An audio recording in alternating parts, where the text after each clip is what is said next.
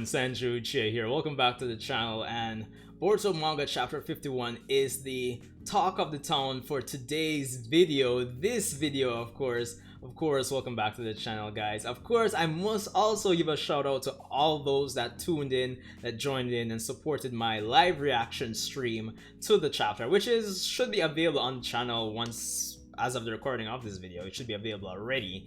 So if you're still interested in seeing my initial reaction, you can definitely check that video out. Thanks for everyone that actually subscribed since that stream. I appreciate the support. Welcome to the new and returning subs.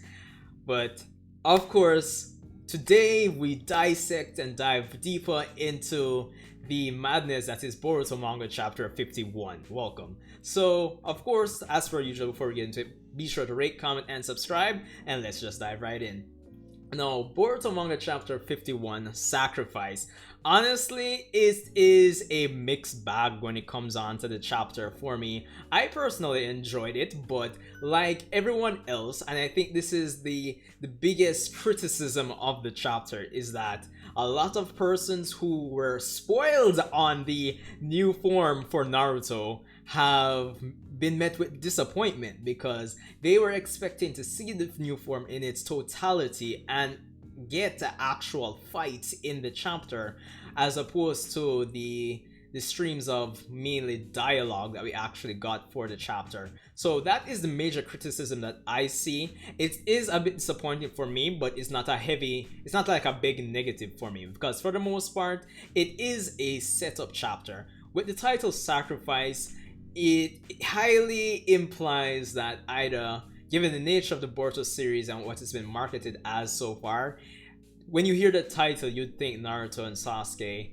are either one or both are actually being set up to, you know, wow, be killed. But this chapter for me, I enjoyed it from the perspective, when it comes down to that title, I enjoyed the mental mental preparation to sacrifice herself, if I can phrase it like that, that's on display. But let's start in the beginning here. So of course we start off with Boruto, who had made the claim that Isshiki can't kill him, which is where we left off last chapter.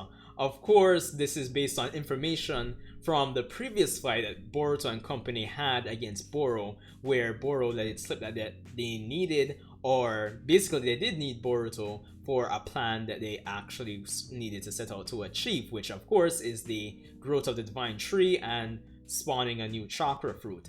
Of course, that's good, using previous information, Boruto using previous information to his advantage. But I think the thing that I like here is Boruto playing up off the question that Sasuke asked before they actually went off to fight Isshiki, which was the fact that Boruto isn't mentally ready to sacrifice himself for the greater good. Like, Sasuke made him aware that Naruto and him are ready to die for Konoha at any time, and Boruto probably just isn't that person yet, more or less. I'm paraphrasing now.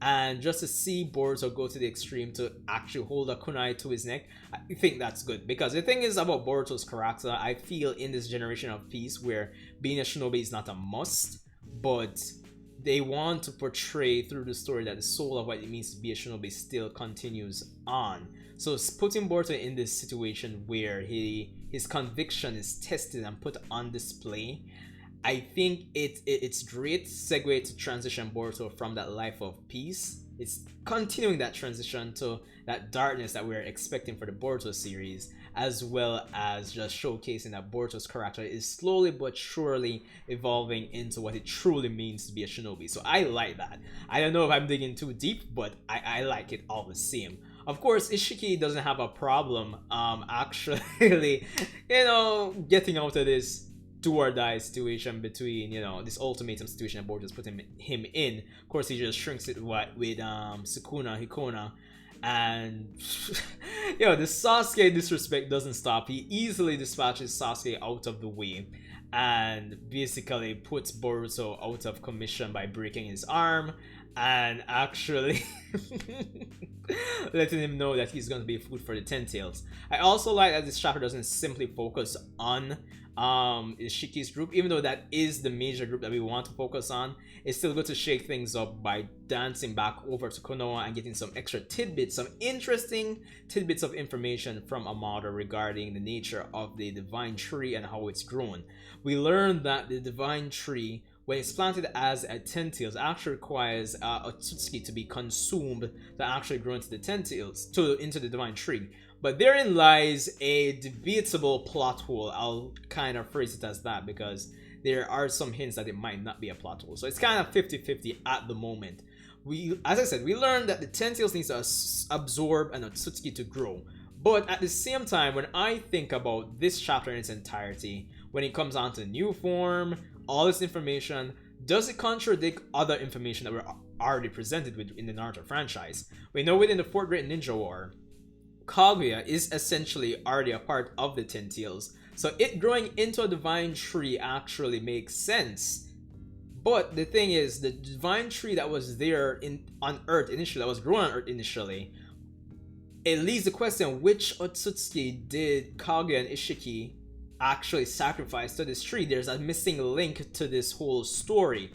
So yeah, unless there was a previous set of Otsutsuki that were actually sacrificed to grow the tree, and Kaguya and Isshiki just came to harvest it, and then Kaguya betrayed him. That's the only other explanation. Because if you even go back to chapter 35 of the Boruto manga, you see where you had the space where Sasuke went to investigate and find the Ten Tails. There was actually 2 Otsutsuki symbols. There are 6, which were Momoshiki, Kinshiki, Isshiki, Kaguya, but there's 2 more there that are scratched off. So that could be a hint to solving that potential plot hole. That's why I'm not going to really use that as a negative against the chapter just yet. So we just have to wait and see, unfortunately. Even though I don't want to be that wait and see guy, but it's just what it is. So there's that. So I found that interesting. It's going to be a hot topic of debate and speculation as the days go on. So that was one thing I liked from the chapter. It makes me ask questions. So if nothing else, I like that as well. Of course, Amado is also questioning about his coolness and collectiveness in this whole situation. He gives a pretty logical answer, but at the same time, he does ask Kawaki if Kawaki is feeling frustrated because he can't do anything or because he's lost karma. So it does seem like it's hinting that Amado he knows more than he lets on. I mean, his whole character design says that. So I'm interested to see where the whole plot or the whole portion of the story regarding the Konoha team actually goes, even though they can't do much other than sit and wait at the moment. So there's that. Of course, we do come back to the fight itself, and we have Naruto, who's on his way over, who surprisingly, I didn't think he was that far away from the fight. So that was a bit jarring between last chapter and now. That's one complaint I have. Unless I'm missing something from the end of chapter 50. So let me know. But other than that, I really like, even though we didn't get the fight and it's disappointing, I really like what was on display in terms of the dialogue between Kurama and Naruto, because there is context for what backs up what Naruto has decided to do in this chapter. Of course, Naruto says he doesn't have a way to actually defeat Isshiki. Kurama presents him with a possible solution, a new transformation that could turn the tides of the fight, but of course the risk is that it will kill him. But since he's decided he's going to die anyway because he can't do anything else against Isshiki, it makes sense. But what I love is that he reiterates what you'd expect Hokage to say, that it's his duty to protect the persons in the village, and if he even has to die to accomplish that, even if they have to just stall it out and he dies as a result, then he's willing to actually do that. And I think what's beautiful about it is that it's not just him saying it, it's not just backed up by the fact that it's Naruto and he's the Hokage. It's backed up by the fact that Naruto has a history of seeing what the previous Hokage have actually done to protect the village. So in his head, I feel when he makes a statement that he's prepared himself for this ever since he became the Hokage, or ever since he decided to become the Hokage, I think it has solid context and, you know, just backstory to. There's a lot behind that statement. There's a lot of experience. There's a lot of things he's observed in his own eyes that goes behind that statement to mentally prepare himself for that. So I think that's one thing I really digged into and really appreciated about the chapter regarding Naruto's character. Now, of course, by the end of the chapter, we have Naruto assuming a new form. We don't get to see it proper, but of course, Isshiki makes note that there's something different about Naruto's chakra. So it's anybody's guess how the mechanics of this new form works, because as I would have said in the live stream, this is the first time we're seeing the full Nine Tails actually give it everything he's got within a Jinchuriki.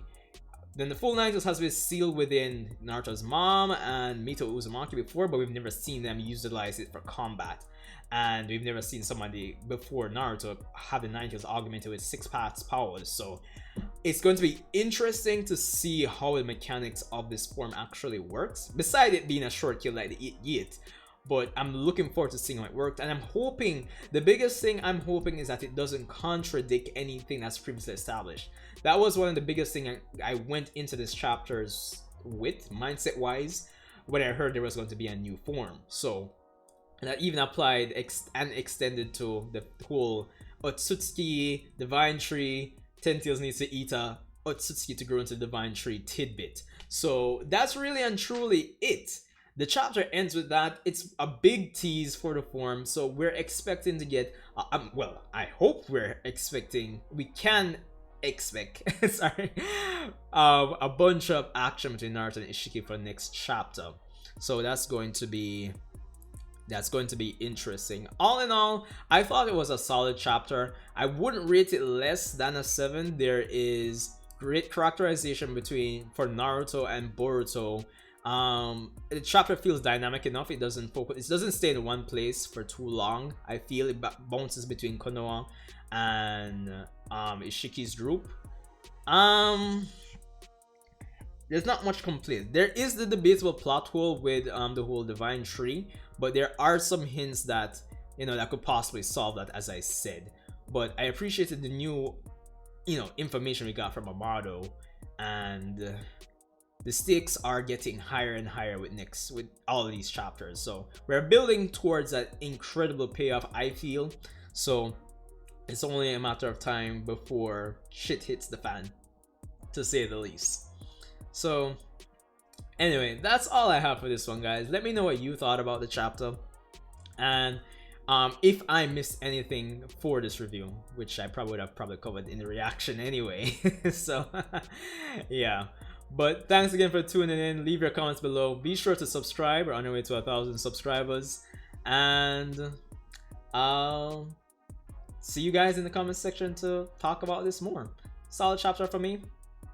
Can't say more than that. It's Uchiha, and I'll see you guys in the next video.